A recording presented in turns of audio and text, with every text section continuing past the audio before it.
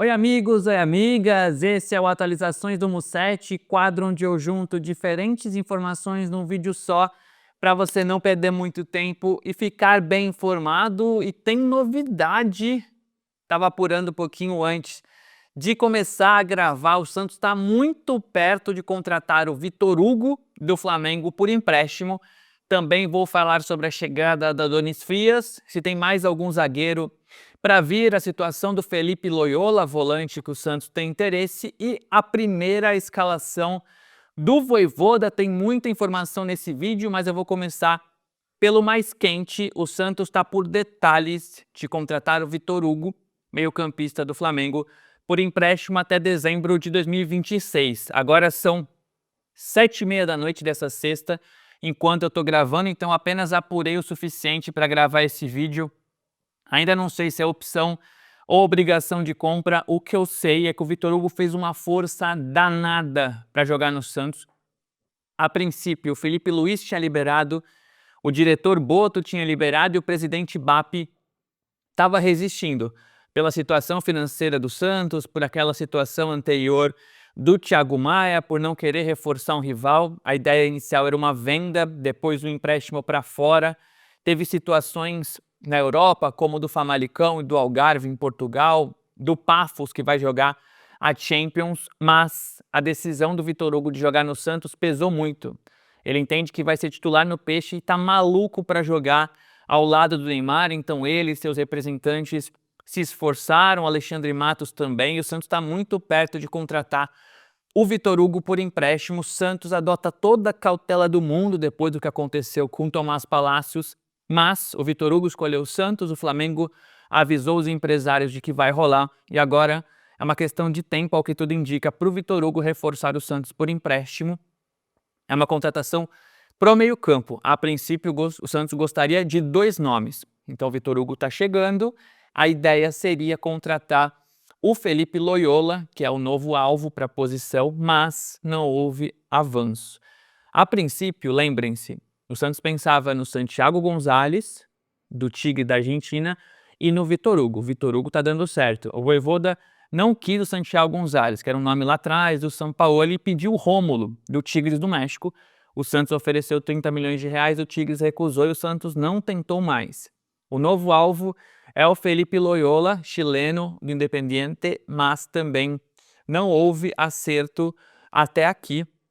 Eu conversei com o presidente Marcelo Teixeira, com o presidente do Independiente, que é o Nestor Grindetti, e com o dono do Huachipato, porque o Huachipato do Chile tem um percentual dos direitos econômicos. Se a negociação tivesse avançado, o Huachipato teria que ser notificado. Os 3 negaram qualquer avanço. O presidente Marcelo Teixeira disse que foi apenas uma consulta. O presidente do Independiente disse que não quer vendê-lo e não confirmou essa tal proposta de 6 milhões de dólares. E o dono do Huachipato disse que não chegou nada até ele. Então, de fato, existe um interesse, mas é um jogador caro, a janela está para fechar e, ao que tudo indica, o Santos não conseguiu avançar, mas conseguiu avançar pelo Vitor Hugo. Vamos ver se vai ter outro investimento para o meio-campo. O cenário, em termos de investimento, é semelhante na zaga, onde o Santos pensou em comprar um zagueiro e trazer outro por empréstimo.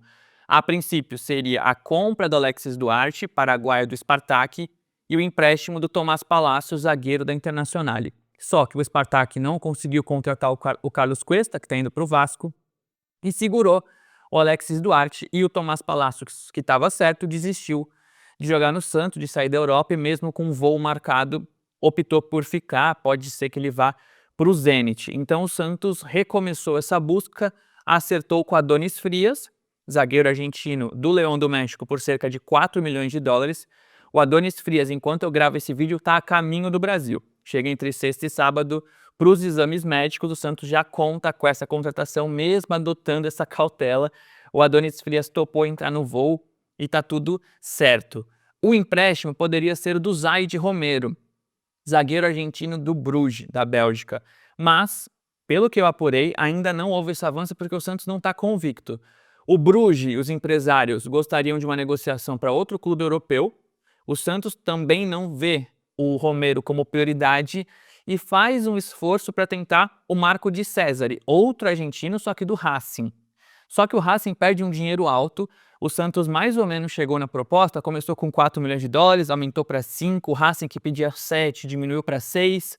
Então a questão do valor não é tanto o problema, mas a forma de pagamento. O Santos daria apenas uma entrada para pagar o resto parcelado, tem dificuldade de garantias bancárias, como em outras negociações, então ainda não houve avanço pelo Marco de Cesare e, pelo que eu apurei, também não pelo Zaide Romero. Vamos ver quem vai ser o segundo zagueiro, se é que ele vai vir.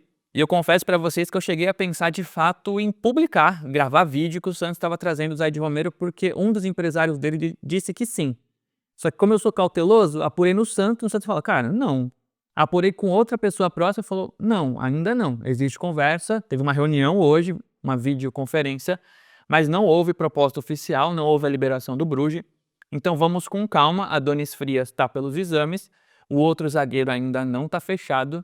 No meio-campo, Vitor Hugo está por detalhes por empréstimo e ainda não sei se haverá investimento em outro meio-campista. O Tigres recusou o Rômulo, o Independiente está fazendo força pelo Loyola e não houve nova proposta ao Santiago Gonzalez do Tigre da Argentina, enquanto no ataque eu não tive nenhuma outra informação. Sei que o Lautaro do Cruzeiro é uma alternativa, o Alexandre Matos entende que pode ser uma boa, o Vojvoda não descarta, mas não se empolga com essa opção, o jogador que está embaixo no Cruzeiro, que o Matos ajudou nessa negociação. Então sei que é um nome, Bakambu, não ouvi mais nada, então vamos ver se o Santos de fato vai conseguir alguém para ataque, um segundo meio-campista, um segundo zagueiro, mas o Santos conta com acertados Adonis Frias e Vitor Hugo. Beleza? Essa é a atualização do mercado da bola, pode mudar a qualquer momento, não fique atentos aqui no meu canal, ative as notificações, na aba comunidades, nos shorts que eu posso gravar ou postar algo mais rápido, nas minhas redes sociais, no UOL, porque o mercado da bola é dinâmico,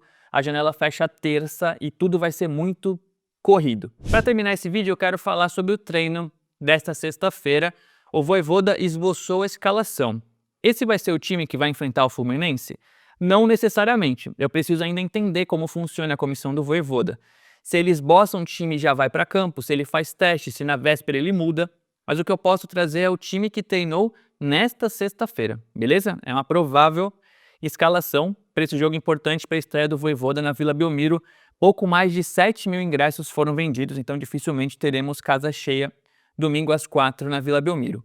A escalação do treino foi Gabriel Brazão, Mike, Zé e Valdo, indo de descartado para titular diante da má fase do Luizão e da ausência de zagueiros à disposição, pelo menos até agora.